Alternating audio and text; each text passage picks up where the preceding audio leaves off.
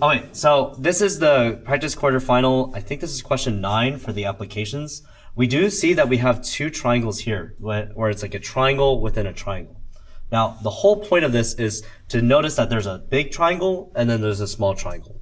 This idea we call similarity. Now, how do we do similarity? Essentially, you're trying to find these two small triangles, the small and the big one, and then comparing them.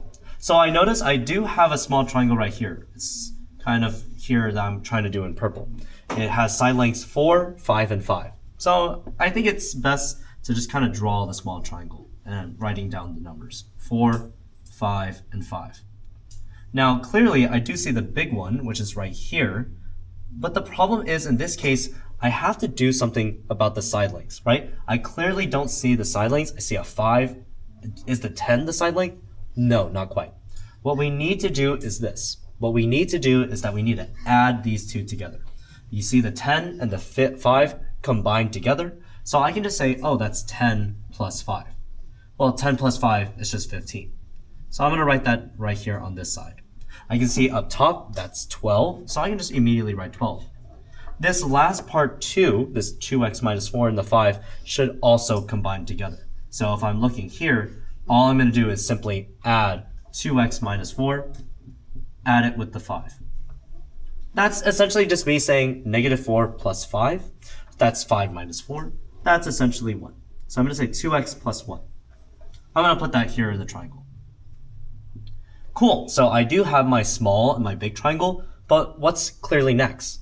Well, the whole point of similarity is to compare big to small. And so I'm going to write that here on the right side, where I'm going to say similarity. I'm going to write down two fractions, because when I compare, I like to compare into fractions. So if I did write the fractions, it would be big over small over big to small. And so if I look here, I have to ask myself, what is the big side length? Here it's 12, so I'm going to write 12 over, and comparing the same thing to the small. So I'm going to circle the 12. If I look at the small triangle, what's on top? Oh, the 4. So I'm going to put the 4 right here. We're going to do it again. The big side length, that was 15. I'm going to do that as a square. What was the small side length? Well, in this case, it would be the 5. That's something that I can do.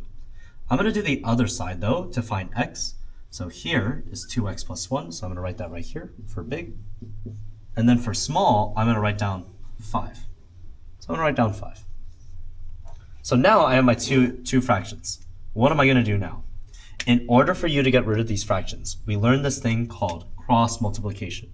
So in order for us to cross multiply, I'm going to multiply the two numbers. 12 times 5, that's 60. And then I multiply this, 4 times 2x plus 1. Notice that this 4 should multiply to both of them. So I'm going to multiply the 2, multiply the 1, and see what I get. I get 8x, because that's 4 times 2. Then I do 4 times 1. That gives me 4. Cool. I have my two things. All I have to do now is just make them equal. So I'm going to say 8x plus 4 equals to 60.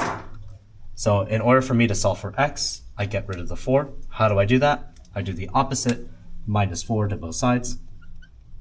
Cancels out, leaving me with 8x equals to 56. And the last and final thing, I want to get rid of the 8. What do? I divide both sides by 8. And so that's really all that we have to do when it comes to solving similarity. I know that this problem was a little bit more difficult because there's a lot more steps, but the name of the game is you're comparing big to small, big to small. And that's basically the end of the video.